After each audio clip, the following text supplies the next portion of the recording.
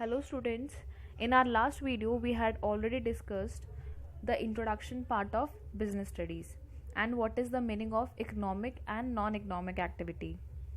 Today we will further proceed with our first chapter. Let us understand the difference between economic and non-economic activity. First, what is the objective of economic and non-economic activity? तो economic activity का क्या objective होता है, उसका क्या purpose है? Just कि हमें अपना जो है मनी अर्न करना है. नॉन इकोनॉमिक एक्टिविटी का क्या पर्पस होता है? नॉन इकोनॉमिक एक्टिविटी का होता है सेटिस्फैक्शन, मेंटल सेटिस्फैक्शन, कि हाँ हमने वो काम किया, उससे हमें खुशी मिली, इमोशनली हम जो है हम सेटिस्फाई हुए. ये ऑब्जेक्टिव होता है नॉन इकोनॉमिक एक्टिविटी का. ठीक है. नेक्स्ट है मनी मेजरमेंट. इकोनॉमिक एक्टिविटी को आप इजीली जो है मनी में मेजर कर सकते हैं, पर नॉन इकोनॉमिक एक्टिविटी को आप मनी में मेजर नहीं कर सकते. आप कैसे मेजर करोगे कि आपको कितनी खुशी मिली? आप उसकी वैल्यू जो है एक मॉनेटरी टर्म्स में कैसे लगा पाओगे? ठीक है. आपकी मदर जो आप खाना बनाती हैं आपके लिए घर पे, आप उसको मॉनेटरी टर्म्स में कैसे मेजर कर पाओगे? ठीक है. इकोनॉमिक एक्टिविटी को तो आप इजीली मेजर कर लोगे मनी में, कि हाँ मैंने इतना काम किया और मुझे इतना जो है सैलरी पे हुई या मुझे इतनी इंसेंटिव मिला, पर नॉन इकोनॉमिक एक्टिविटी को हम मनी में मेजर नहीं कर सकते. नेक्स्ट है एक्सपेक्टेशन.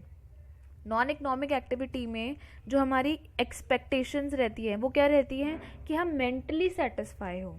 किसके अंदर? नॉन इकोनॉमिक एक्टिविटी में. वहीं पे जो हमारी इकोनॉमिक एक्टिविटी है वहाँ पे हमारी क्या एक्सपेक्टेशन रहती है? कि हमें जो है ज़्यादा से ज़्यादा प्रॉफिट अर्न करना है या हमें जो है इनकम बनानी है. ठीक है. तो नॉन इकोनॉमिक एक्टिविटी में हमारा क्या एक्सपेक्टेशन रहेगा? कि हमें मेंटली सेटिस्फाई होना है.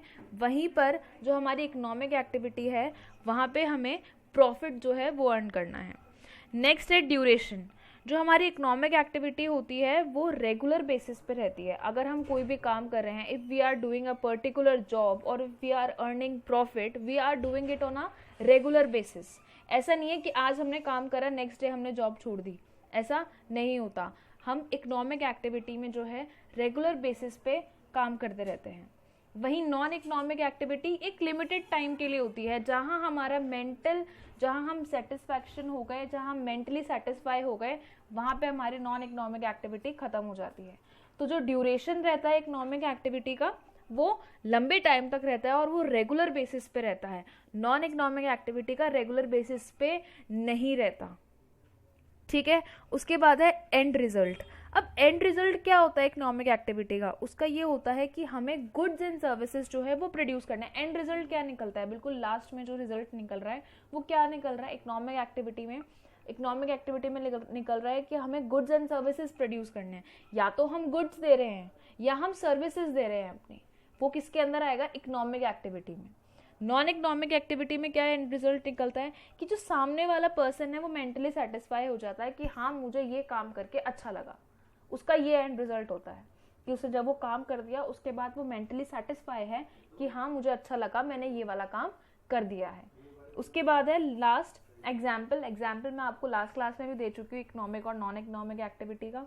इकोनॉमिक एक्टिविटी में कोई अगर डॉक्टर जो है वो हॉस्पिटल में पेशेंट्स को ट्रीट कर रहा है, ठीक है, उनको अटेंड कर रहा है, तो उसके बदले उसे क्या मिल रही है? फीस मिल रही है. वहीं पे अगर वही सेम डॉक्टर घर पे अपने बच्चों को देख रहा है, अपने चिल्ड्रंस को देख रहा है या अपनी वाइफ को देख रहा है, अपनी मदर को देख रहा है, तो उसके लिए वो कोई फीस थोड़ी चार्ज करेगा. उसके लिए वो कोई फीस नहीं चार्ज करेगा. क्यों? क्योंकि वो उसके फैमिली मेंबर्स है, उनके लिए वो फीस चार्ज नहीं करेगा. तो ये हो गई नॉन इकोनॉमिक एक्टिविटी और वो हो गई हमारी economic activity. Now we will further proceed. What is the concept of business? हम ये बिजनेस पढ़ क्यों रहे हैं? हमारी जो ये बिजनेस स्टडीज़ की बुक्स है ये हम जो है ये क्यों पढ़ रहे हैं? What is the meaning of business? ये अब हम देखेंगे. ठीक है.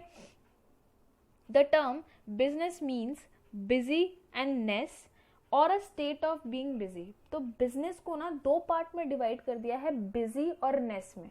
तो बिजी और नेस का मतलब क्या बोला गया है? ऐसी स्टेट जहाँ पे आप क्या हैं? आप बिजी हैं. कोई भी आप काम कर रहे हैं, कोई भी काम कर रहे हैं उसमें आप क्या हैं? बिजी. पर अब वो कोई भी काम ऐसा नहीं होगा कि अगर आप घर में अपनी मम्मा की हेल्प करा रहे हैं तो उसका मतलब आप बिजी हैं तो आप बिजनेस कर रहे हैं, नहीं। जहाँ पे गुड्स एंड सर्विसेज को आप प्रोड्यूस कर रहे हैं, ठीक है, गुड्स एंड सर्विसेज प्रोड्यूस हो रही हैं, आप उनका सेल और एक्सचेंज कर रहे हैं, उन्हें क्या बोलेंगे हम? बिजनेस, ठीक है। और जहाँ पे आपका मेन मोटिव क्या है? आपका मेन मोटिव है कि आपको प्रॉफिट अर्न करना है। हर बिजनेसमैन, जो भी छोटा बिजनेसमैन हो चाहे बड़ा बिजनेसमैन हो, वो बिजनेस करता ही क्यों है? Just to earn profit. उसका एक मेन मोटिव होता है कि मुझे प्रॉफिट अर्न करना है। मान लीजिए अगर आपने एक नया बिजनेस स्टार्ट करा है तो स्टार्टिंग के टाइम में या स्टार्टिंग के ईयर में आपको प्रॉफिट ना हो, आपको लॉस होगा, ठीक है। और ये जेन्युइन सी बात है, जब हम स्टार्टिंग में जब हम बिजनेस स्टार्ट करते हैं तो हमें एकदम से प्रॉफिट नहीं होता, वो धीरे धीरे इंक्रीज होता है। और सबसे ज़्यादा इम्पॉर्टेंट होता है बिजनेस के अंदर पेशेंस। अगर आपके अंदर पेशेंस नहीं है तो आप बिजनेस स्टार्ट नहीं कर सकते, ठीक है। तो बिजनेस के अंदर बहुत ज़्यादा ज़रूरी होता है पेशेंस। अगर एक पर्सन के अंदर पेशेंस नहीं है तो वो क्या करेगा? जैसे ही उसको लॉस हुआ उसने अपना बिजनेस बंद कर दिया। वो ये नहीं सोचेगा कि वो लॉस किस वजह से हुआ मुझे, या मैं नेक्स्ट टाइम ऐसी कौन सी एक्टिविटी जो है अपने बिजनेस के अंदर करूं ताकि मुझे लॉस ना हो, ठीक है। तो बेसिकली क्या मीनिंग है बिजनेस का? यहाँ पे एक डेफिनेशन दे रखी है, business may be defined as human activity directed towards producing और acquiring wealth through buying and selling goods. मतलब या तो आप गुड्स को प्रोड्यूस करो, ठीक है, या तो आप खुद उन गुड्स सर्विसेज को बनाओ, या फिर आप किसी और से जो है परचेज करो और आगे सेल आउट कर दो। करते हैं ना, हमारे होलसेलर्स करते हैं, वो भी क्या कर रहे हैं? बिजनेस कर रहे हैं। वो क्या करते हैं? मैन्युफैक्चरर से लिया, ठीक है, मैन्युफैक्चरर जो है, जो आपका फैक्ट्री मैन है, जो फैक्ट्री में गुड्स प्रोड्यूस कर रहा है, उनसे सामान लिया होलसेलर्स ने, और आगे जो है रिटेलर्स, जो आपके दुकान वाले हैं, उनको सेल आउट कर दिया। तो वो भी तो बिजनेस कर रहे हैं। तो या तो आप खुद गुड्स प्रोड्यूस करें, या फिर आप सामने से किसी और से गुड्स खरीद के लेके आए और आपने वो आगे सेल आउट कर दिया, उसे हम क्या बोलेंगे? बिजनेस। तो बिजनेस क्या है? It is an economic activity, जहां पे हम क्या करते हैं? गुड्स एंड सर्विसेज को बाय या सेल करते हैं। नेक्स्ट जो आएगा हमारा, वो आएगा हमारा what is the characteristics of business, ठीक है। बिजनेस के क्या फीचर्स हैं? तो पहला तो मेन फीचर है कि वो एक इकोनॉमिक एक्टिविटी है। मैंने आपको पहले बताया था कि इकोनॉमिक एक्टिविटी क्या होती है? जहाँ पे हमें कुछ पैसे मिल रहे हैं, जो काम करके हमें उसके रिटर्न में क्या मिल रहा है? हमें मनी मिल रहा है। उसे क्या बोलेंगे हम? इकोनॉमिक एक्टिविटी, ठीक है। तो business is an economic activity as it is undertaken with the aim of earning money or livelihood and not because of love, affection or any other psychological reason. तो बिजनेस क्या है? Business एक economic activity है जहाँ पे हम काम कर रहे हैं ताकि हम अपनी ज़रूरतें पूरी कर सके, just to earn our livelihood. Livelihood क्या होता है? हमारी जो रोज़ की ज़िंदगी है उसके लिए, उसको चलाने के लिए हमें क्या अर्न करना पड़ेगा? पैसा अर्न करना पड़ेगा। Without money how can you survive, ठीक है। तो बिजनेस क्या है? एक इकोनॉमिक एक्टिविटी है। नेक्स्ट है प्रोडक्शन और procurement of goods and services. अब ये प्रोक्योरमेंट मतलब क्या होता है? प्रोक्योरमेंट मतलब कि आपने जो है गुड्स प्रोड्यूस नहीं करे हैं, आपने किसी और से गुड्स जो है खरीदे हैं, ठीक है। जैसे मान लीजिए अगर कोई एक मैन्युफैक्चरर है, वो किसी और से जो है रॉ मटेरियल परचेज कर रहा है, या half manufacture, work in progress, ठीक है, मतलब आधा जो है सामान जो तैयार है, बस उसे आधा जो है फर्निश करना है आगे सप्लाई करने के लिए। तो प्रोक्योरमेंट मतलब मैंने खुद ने प्रोड्यूस नहीं करा, मैंने क्या करा? सामने वाले से परचेज करा ताकि मैं आगे सेल आउट कर सकूं। उसे क्या बोलेंगे हम? Procurement. Business exist to satisfy wants of the consumers, so every business either itself produces the goods or services or procures them from others in order to sell them to consumers or users. तो business क्या है? Business होता है customers की, consumers की जो wants होती हैं, जो उनकी ज़रूरतें हैं, जो हमारे कस्टमर्स की जो ज़रूरतें हैं, उन्हें पूरा करना क्या होता है? बिजनेस। अब बिजनेस के अंदर मेन कौन होता है? हमारे कस्टमर्स, ठीक है। आप किसी को सामान बेच रहे हो या आप किसी को सेल कर रहे हो गुड्स या सर्विसेज, तो वहाँ पे कंज्यूमर्स कौन हो जाएगा? सामने वाला। अब मैंने आपको एक टीचर का एग्जांपल दिया था कि एक टीचर पढ़ा रहा है, तो उसके लिए कंज्यूमर्स या कस्टमर्स कौन हो गए?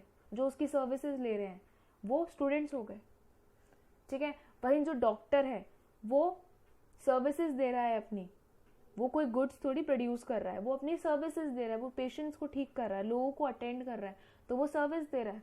तो वहाँ पे जो है वो उसके लिए कस्टमर्स कौन हो गए? उसके लिए कंज्यूमर्स कौन हो गए? जो उसके पेशेंट है ना, वो उसके कंज्यूमर्स हो गए, ठीक है, जो उसकी सर्विसेज कंज्यूम कर रहे हैं, ठीक है। नेक्स्ट है हमारा, हाँ, यहाँ पे एक ये देखिए, गुड्स में कंसिस्ट ऑफ कंज्यूमर गुड्स और कैपिटल गुड्स। अब गुड्स भी दो टाइप्स के होते हैं, एक तो होता है आपका कंज्यूमर गुड्स और एक होता है आपका कैपिटल।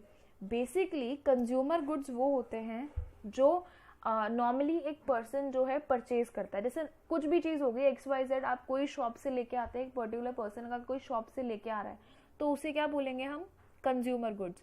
जैसे पेन हो गया, शुगर हो गया, या आप आटा लेके आ रहे हैं, या आप कोई भी XYZ जो है, बुक्स हो गई, कॉपीज हो गई, यहाँ पे कंज्यूमर गुड्स हैं जो एक पर्सन जो है इजीली कंज्यूम कर सकता है। वहीं आपके कैपिटल गुड्स कौन से होते हैं? कैपिटल गुड्स होते हैं आपके जो आपकी मशीनरी हो गई, आपके फर्नीचर हो गया, जो आपके कैपिटल से, आपके पैसे से रिलेटेड है, ठीक है, उसे क्या बोलेंगे हम? Capital goods. फिर उसके बाद है हमारा सर्विसेज। सर्विसेज में include facilities in the form of transportation, banking, electricity.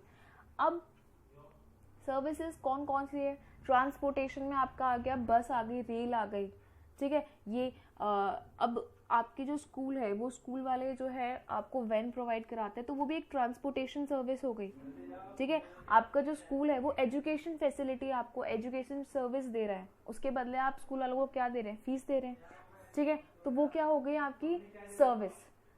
आपको स्कूल जो प्रोवाइड करा रहा है एजुकेशन सर्विस, वो क्या हो गई? एक एजुकेशन सर्विस हो गई, ठीक है। नेक्स्ट है हमारा सेल और exchange of goods and services.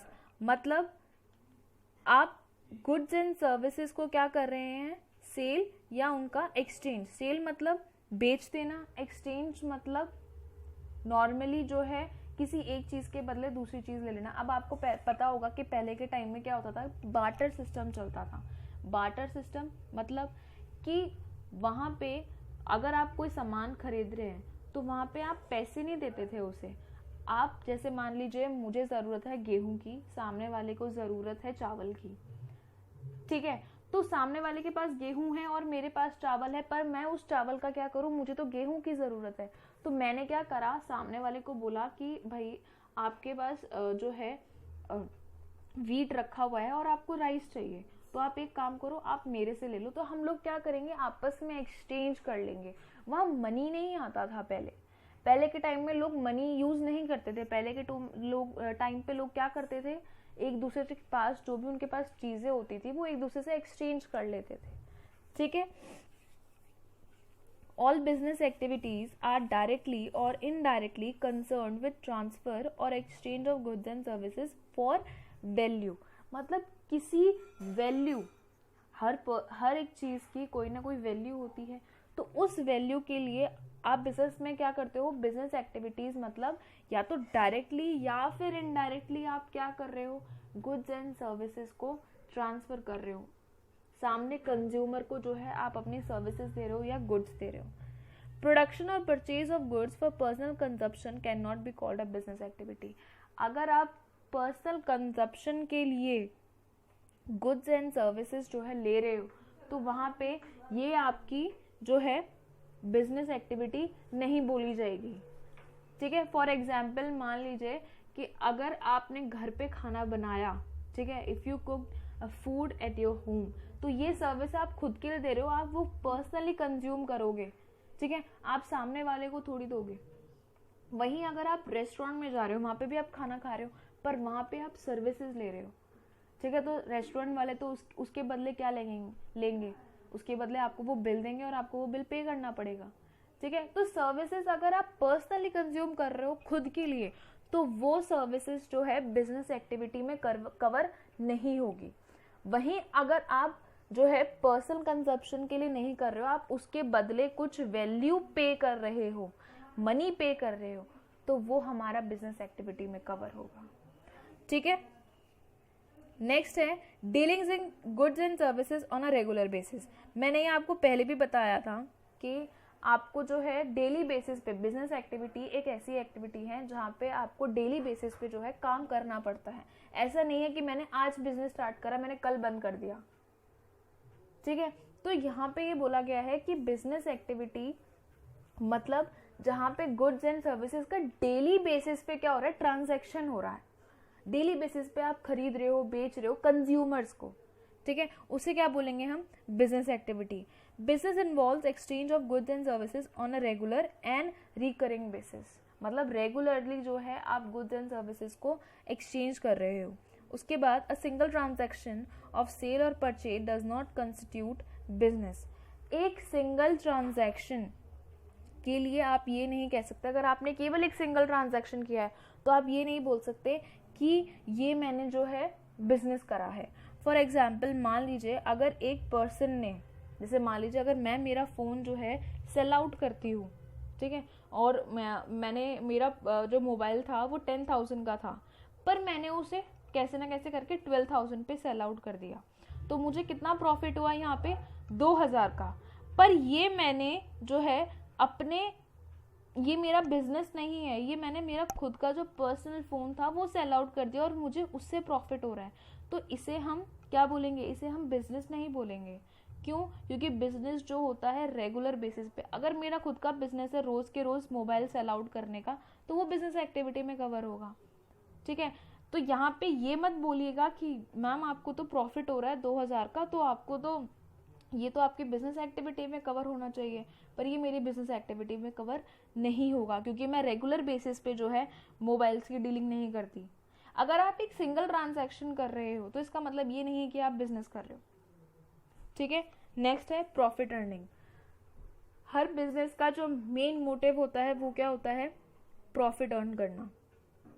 ठीक है, प्रॉफिट अर्न करना, जिसके बदले आप कोई भी काम कर रहे हो, आप कोई भी बिजनेस कर रहे हो, ठीक है, तो उसका मेन जो बिजनेस का मेन मोटिव होता है वो होता है profit. The main aim of every business is to earn profit. No business can survive for long without earning profit. कोई भी बिजनेस ज़्यादा देर तक नहीं चल सकता अगर उसने प्रॉफिट अर्न नहीं किया। तो कैसे चलेगा? अगर आपको लॉस ही लॉस हो रहे हैं, हर साल आपको लॉस हो रहे हैं, तो आप कैसे जो है सर्वाइव करोगे इन्वायरमेंट के अंदर। ठीक है, नेक्स्ट है हमारा अनसर्टेनिटी ऑफ रिटर्न। अब बिजनेस के अंदर जो होते हैं कि रिटर्न जो होती है, हमें नहीं पता कि हमें कितना रिटर्न मिलेगा, अनसर्टेन होता है। हमें नहीं पता कि हमें इस महीने कितना प्रॉफिट होगा या हमें नेक्स्ट मंथ कितना प्रॉफिट होगा, ये हम नहीं पता कर सकते। कैसे पता करेंगे? आपने गुड्स एंड सर्विसेज जो है सामने वाले को दिया, आपने गुड्स जो है सामने वाले को सेल आउट करे हैं, ठीक है, तो एक बिजनेस में अगर मैं गुड्स मैन्युफैक्चर कर रही हूँ तो मुझे क्या पता है कि कितने पीसेस सेल आउट होंगे या कस्टमर को वो जो प्रोडक्ट है वो कितना पसंद आएगा।